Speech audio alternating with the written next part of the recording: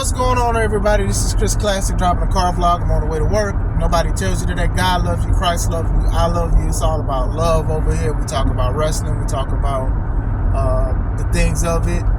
Make sure you subscribe to the channel, the Take It Home Podcast. Also subscribe to me and my wife's professional wrestling company, our YouTube channel, C3 Ultimate Wrestling. We got a show in October in Crown Point called The Amazing World. Make sure y'all check that out. Freshly squeezed Orange Cassidy. Is he a main eventer? Is he a top dog in AEW? Will he be a future world champion? Let's talk about that. Orange Cassidy is one of the most popular wrestlers that AEW has, even through viral research. When you go to AEW and you go to most popular videos, he's probably in like 6 or 7 of the top 10 videos they have. They got the kid that dressed like him. They have him when he was wrestling against Pac, stuff with Chris Jericho, just how he is. Now, before AEW even came to be, there was videos of him going viral about him going to sleep or how he wrestles slow, the glasses, the hands in the pockets, and stuff like that. So he already had like a big following. And when you are a big viral star, especially with wrestling, you will get booked. And it doesn't even matter if you're a wrestler or not. You see the Walmart boys who be doing RKOs and stunners to each other in Walmart get booked. You see Superhuman, the guy that would hurt himself by jumping on cheese graters and broken microwaves and stuff like that. You see him and then he'd get booked and stuff like that. It's just what it is. You know what I'm saying? Now, I personally don't like it because it takes light away from it, especially when people talk about they want real wrestlers and things like that, but then they will pay to see people who aren't even trained to wrestle hurt themselves or hurt others trying to attempt doing something that we care for. But going into that, Orange Cassidy is one of those guys that's had a lot of viral moments and things like that in AEW. They saw that and they booked him. They hired him, they signed him, and people have been loving him ever since. So now you fast forward in the year 2023, he's main eventing All Out, which is one of AEW's biggest events of the year. He's going against Jon Moxley. He's defending his international title. So that's a big thing. Regardless of how I feel about Jon Moxley, he is a big star in AEW. He's contributed a lot to AEW and things like that. And he's also had some okay matches, I ain't gonna lie to you. But still, he has a big status. Regardless if his WWE residue still on him or what he's doing in the independents, just showing up to random shows and wrestling and things like that. I haven't really liked the multi-man matches.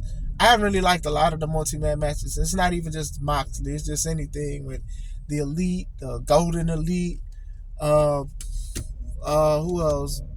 Blackpool Combat Club, Jericho Appreciation Society. Like it's just too much group stuff going on. So I tune out. Should I think Orange Cassidy, wasn't he like in a group match against the Blackpool Combat Club? Like I've checked out with these kind of matches because they never make sense.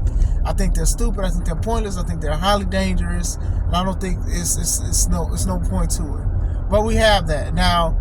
I know everything situation going on with Punk being suspended and stuff like that. I personally would have had for All Out CM Punk versus Small Joe for the Real World Championship.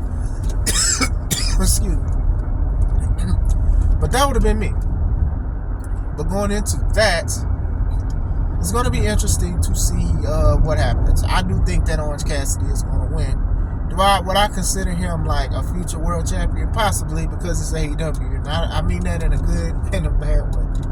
Look, a lot of people already try to differentiate AEW so much. And then when they do stuff similar to WWE, people be like, well, they do it better. And I'm like, sometimes they don't. Sometimes it's just the same thing. It's just that you love AEW. And I'd rather you just say you just love AEW and you want them to be WWE. And that's fine. You get what I'm saying?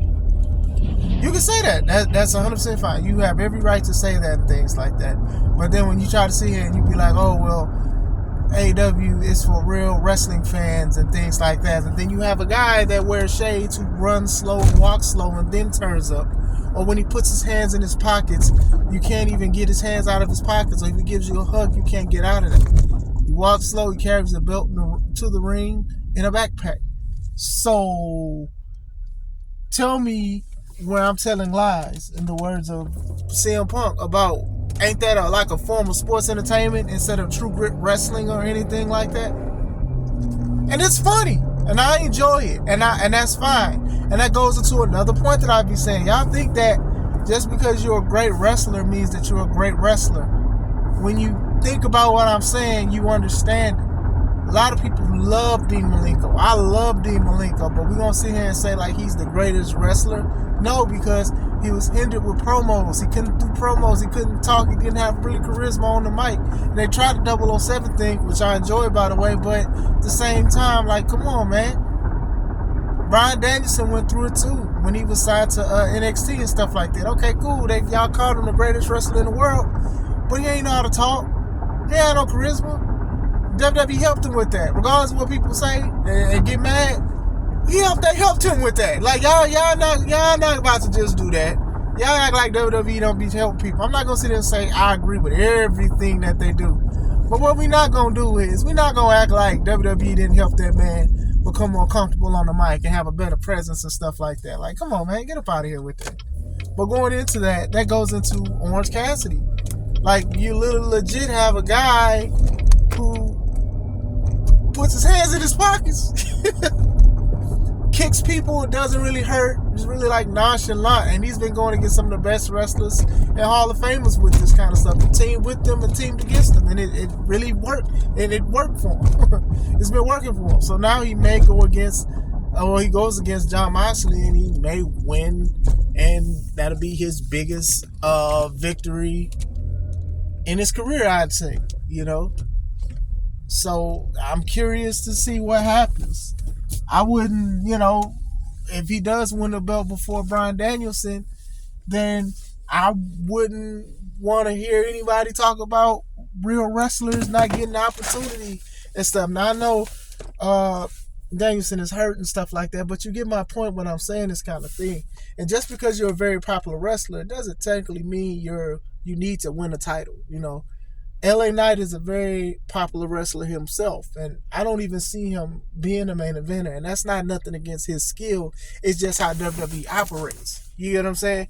I don't see him just like beating Rollins or Roman or anything like that. I do see him doing secondary titles. I know he's pushing merch and stuff like that. I know Orange Cassidy's about to have another shirt that's going to be a merch mover, but it is what it is. And it's like, when I say these things, I'm not attacking Orange Cassidy or anything like that. I'm just saying, like, let's call a spade, and how many books you got in your hand. Like, we sit here and we talk about true wrestling and this and that and corniness and things, but it's just like, people move the goalposts when it comes to those things when you like certain people. My favorite wrestler of all time is The Undertaker, who for the most part played a zombie and was impervious to pain. Zombies aren't real. But still, the dedication that he had to his character was over the top and crazy. So Orange Cassidy is in the same way, but it's somewhat of a little difference. And it's funny because a lot of people got mad when people said that Orange Cassidy is to Tony Khan to what Undertaker is to Vince McMahon. But I kind of understood what they were saying because of how much of a fan he is and how much he looked out for him and things like that. And my thing was, Undertaker did have a bit of more, obviously he had more believability. He was, almost 7 foot tall, 300 pounds and things like that, and he made it believable. Now, Orange Cassidy tries his best with his character, but I do think, for the most part, it is limited. I do think it's limited. I do think that if he does win a world title before anybody, it's going to be a feel-good moment because AEW is known for feel-good moments. Sometimes it's not an investment or something in the long haul. It's a feel-good moment. If you're in your hometown and you're doing a title match, most likely you're going to win that title. You may not have it for a long time, but you're going to win a title. And that's just how AEW does and things like that. So with Orange Cassidy, if they are going to push him more to the main event, I do think that he needs to have more of a serious character. Don't put your hands in your pockets that much. The glasses and things like that. I do think you have to slowly change them a little bit. I mean, even Chris Statlander, she had to change her thing. She was an alien, and now she's in a more serious thing, but she's kind of in turmoil now. It's like you don't see her. I know she's going against Ruby Soho at All Out and things like that, but they should have had her at All In, instead of all those multi-man matches that I hate that they keep doing. These multi-man matches don't help nobody. It don't elevate nobody. And I don't care how many pins Kenny Omega takes. That doesn't help the person who pins him. It does not. You'd have pinned Kenny Omega in one of these matches, and then Kenny got his win back the following week. Ain't it Takeshita versus Omega tomorrow? And most likely Omega will win. I don't see Takeshita winning. That's just my opinion. But as far as Orange Cassidy being the top guy, he is one of the top guys at AEW. As far as drawing, we will see that when they elevate him more towards the main event. Like I said, he is the most popular wrestler that AEW has on a viral standpoint. People dress like him. People buy his stuff. People go to shows. Like if he had a show tonight, people will go to see Orange Cassidy because of the things that he's done, and he's a very talented wrestler. I personally don't see him as like a future world champion. I do see him as a Hall of Famer there. I do think that he does need to change a little bit of his stuff. He still is entertaining, but sometimes you got to be a little more serious when it comes to that main event. Like the only way I could see something like this happening is if he was a heel and somebody was fighting his battles for him. Now that would be something to see. But what do you guys think? Future Hall of Famer, future champion? What do you guys think? Do you guys think he needs to stay the same? Let me know. I hope you guys are having a wonderful day. This is Chris Classic. Let's take it home.